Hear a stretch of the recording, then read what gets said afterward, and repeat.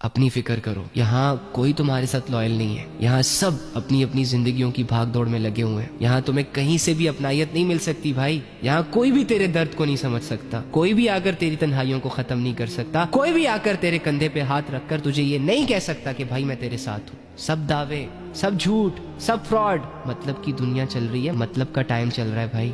اپنی فکر کر، گمنامی میں اپنے اللہ کو راضی کر. چھوڑ دے یہ لوگوں کا انتظار کرنا، اپنے اللہ کو ساتھ لے. اکیلے نکل، یہ سفر شروع کر. اللہ کی طرف بڑھتا جا. کسی نے ساتھ دیا تو ویل اینڈ گڈ، نہ دیا کوئی مسئلہ نہیں.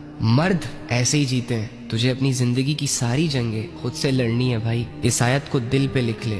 وَمَا لَكُم مِّن دُونِ اللَّهِ مِن وَلِيٍّ وَلَا نَصِيرٍ. تیرا رب کہہ رہا ہے کہ میرے علاوہ نہ تو تیرا کوئی دوست ہے اور نہ کوئی مددگار. دوست سمجھ، وہ تجھے اپنا دوست کہہ رہا ہے. اللہ کے بندے، ساری دنیا جہاں کے بادشاہوں کا بادشاہ تجھے، ایک عام انسان کو جس کی کوئی اوقات نہیں، جس کی کوئی ویلیو نہیں، اس سے اپنا دوست کہہ رہا ہے. اس کے بعد بھی تمہیں دنیا سے دوستیاں لگانی ہیں، دنیا پہ بھروسے کرنے ہیں. اور پھر یہ بھی کہہ رہا ہے کہ مددگار بھی میں ہوں تیرا. کیونکہ وہ جانتا ہے جب تو اس کی طرف آئے گا تو تو کبھی سیڈ بھی ہوگا، کبھی ہرٹ بھی ہوگا، کبھی پتھر بھی لگیں گے تجھے، زخم بھی آئیں گے تجھے. مدد کی ضرورت تو پڑے گی، تو پھر تیرا دھیان دنیا پہ جائے گا.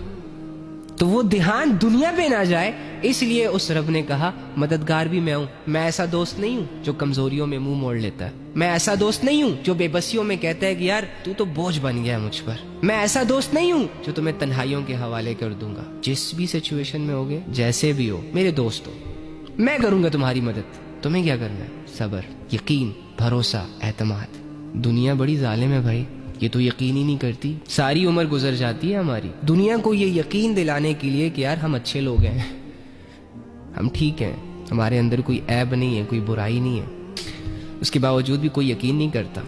جس کا جب دل چاہتا ہے ظلم کر کے چلا جاتا ہے، جس کا جب دل چاہتا ہے تھپڑ مار کے چلا جاتا ہے، جس کا جب دل چاہتا ہے یوز کر کے چلا جاتا ہے، جس کا جب دل چاہتا ہے توڑ دیتا ہے یار.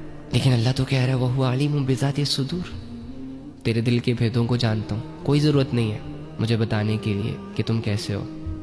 میں سب جانتا ہوں. اسی لیے تو کہتا ہوں کہ تم میرے دوست ہو. اسی لیے تو تمہاری مدد کرتا ہوں. تو تمہیں تمہارے رب سے اچھا کوئی نہیں جانتا. اپنے اللہ کے ساتھ رہو، محبت کرو اس سے، گہری محبت. لٹا دو اپنا سب کچھ اپنے رب پر.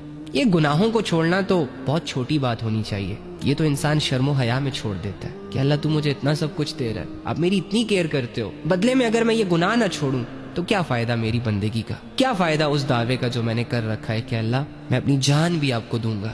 یہ 2-4 بے حیائیاں جو ہم موبائلوں کے ذریعے سے اور چوک چوراہوں میں کر لیتے ہیں، ان کو اللہ کے لیے چھوڑنا it's not a big deal. یہ اتنا بڑا مسئلہ نہیں ہے.